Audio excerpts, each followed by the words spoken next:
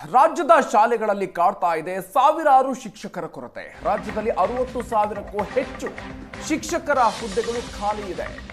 TET ಪರೀಕ್ಷೆಯಲ್ಲಿ ಉತ್ತೀರ್ಣ ಆದ್ರೂ ಕೂಡ ನೇಮಕಾತಿ ಆಗಿಲ್ಲ. ಸರ್ಕಾರದ ವಿಳಂಬ ನೀತಿಗೆ ಅಭ್ಯರ್ಥಿಗಳು ಆಕ್ರೋಶವನ್ನ ವ್ಯಕ್ತಪಡಿಸ್ತಾ ಇದ್ದಾರೆ. 60,000ಕ್ಕೂ ಹೆಚ್ಚು ಹುದ್ದೆಗಳು ಖಾಲಿ ಇದ್ರೂ ಕೂಡ ನೇಮಕ ಆಗ್ತಾ ಇಲ್ಲ. ರಾಜ್ಯದಲ್ಲಿ ಒಟ್ಟು 46,776 ಶಾಲೆಗಳಿವೆ. 11,796 ಹುದ್ದೆಗಳು ಖಾಲಿ ಇದೆ. ಬಿಜೆಪಿ ಅವಧಿಯಲ್ಲಿ 15,000 ಹುದ್ದೆಗಳಿಗೆ ನೇಮಕಾತಿಯಾಗಿತ್ತು. 20 ವರ್ಷದಿಂದ ರಾಜ್ಯದಲ್ಲಿ ದೈಹಿಕ ಶಿಕ್ಷಕರನ್ನ ನೇಮಕಗೊಳಿಸೇ ಇಲ್ಲ. ಕೂಡಲೇ ನೇಮಕಾತಿಗೊಳಿಸಬೇಕು ಅಂತ ಆಕಾಂಕ್ಷಿಗಳು ಆಗ್ರಹವನ್ನ ಮಾಡ್ತಾ ಇದ್ದಾರೆ. ಟಿಇಟಿ ಪರೀಕ್ಷೆಯಲ್ಲಿ ಟೀಚರ್ಸ್ ಎಬಿಲಿಟಿ ಟೆಸ್ಟ್ನಲ್ಲಿ ಉತ್ತೀರ್ಣ ಆದ್ರೂ ಕೂಡ ನೇಮತಿ ಆಗಿಲ್ಲ. ಸರ್ಕಾರದ ವಿಳಂಬ ನೀತಿಗೆ ಅಭ್ಯರ್ಥಿಗಳು ಆಕ್ರೋಶವನ್ನು ಈಗ ವ್ಯಕ್ತಪಡಿಸ್ತಾ ಇದ್ದಾರೆ.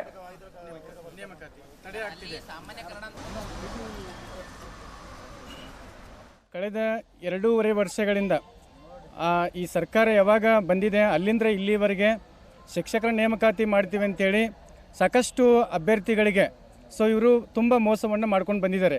ಯಾಕಂತಂದರೆ ನಮ್ಮ ಶಿಕ್ಷಣ ಸಚಿವರಾಗಿರ್ತಕ್ಕಂಥ ಮಧು ಬಂಗಾರಪ್ಪನವರು ಸುಳ್ಳಿನ ಸರ್ದಾರನಾಗಿರ್ತಕ್ಕಂಥವ್ರಾಗಿರ್ತಾರೆ ಮತ್ತು ಒಂದು ಪಟ್ಟವನ್ನು ಏನು ಪಾತ್ರ ತೆಗೆದುಕೊಂಡಿದ್ದಾರೆ.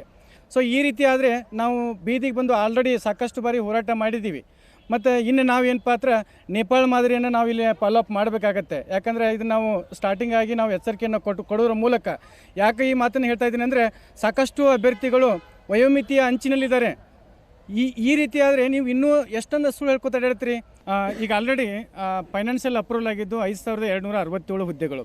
ಈಗ ಕಲ್ಯಾಣ ಕರ್ನಾಟಕ ಭಾಗದಲ್ಲಿ ಸೆಪ್ಟೆಂಬರ್ 17ಕ್ಕೆ ಹೋಗೋದು, ಅಲ್ಲಿ ಏನು ಪಾತ್ರ ಘೋಷಣೆ ಮಾಡೋದು ಬರೀ ಘೋಷಣೆಯಾಗಿ ಉಳ್ತಾ ಇದೆ. ತಕ್ಷಣ ಏನು ಪಾತ್ರ ನೇಮಕಾತಿ ಆಗಬೇಕು. ಆ ಭಾಗದಲ್ಲಿ ಭಾಳಷ್ಟು ಶಿಕ್ಷಕರ ಕೊರತೆಯಿಂದ ಭಾಳಷ್ಟು ಅಭ್ಯರ್ಥಿಗಳು ಇಲ್ಲಿ ಆಕಾಂಕ್ಷಿಗಳು ಕಾಯ್ತಾ ಇದ್ದಾರೆ.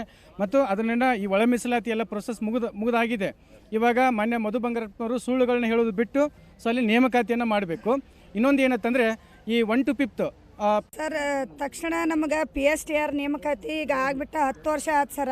ಈಗೆಲ್ಲ ನಾವು ಲೇಡೀಸ್ ನೋಡ್ರಿ ಏಜ್ ಎಲ್ಲ ಆಗ್ತಾ ಬಂದ್ರೆ ನಾವು ಓದಿ ಖಾಲಿ ಕೂತ್ಕೊಂಡಿವ್ರಿ. ವರ್ಷ TET ಮಾಡ್ತೀರ ಹೊರತು TET ಅದರ ಪಾಸ್ ಆದ್ರೆ ನಾವು ಏನು ಮಾಡೋಕ್ಕಾಗ್ತಿಲ್ಲ ಸರ್. ಈ ಥರ ಆದ್ರೆ ಫಸ್ಟ್ ಆಫ್ ಆಲ್ ನೀವು D.Ed ಓದಬೇಡ್ರಿ ಅಂತ ನೀವು ಆಶ್ವಾಸನೆ ಕೊಡ್ಬೇಕಾಗಿತ್ತು. ನಾವು ಓದ್ತಿದ್ದಿಲ್ಲ ರೀ.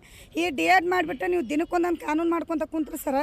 ನಾವು ಓದ್ದೆ ರೀ ಏನು ಮಾಡ್ಬೇಕ್ರಿ. ಅದಕ್ಕೆ ಪರಿಹಾರವಾಗಿ ಅಗ್ದಿ ತ್ವರಿತಗತಿಯಲ್ಲಿ ನಮ್ಗೆ PSTR ಕಾಲ್ಫಾರ್ಮ್ ಆಗ್ಬೇಕ್ರಿ ಸರ್. ಇದು ಒಂದು ನಾವು ಮನವಿ ಮಾಡ್ಕೊಳಕತ್ತೀವ್ರಿ ಸರ್. ತಕ್ಷಣ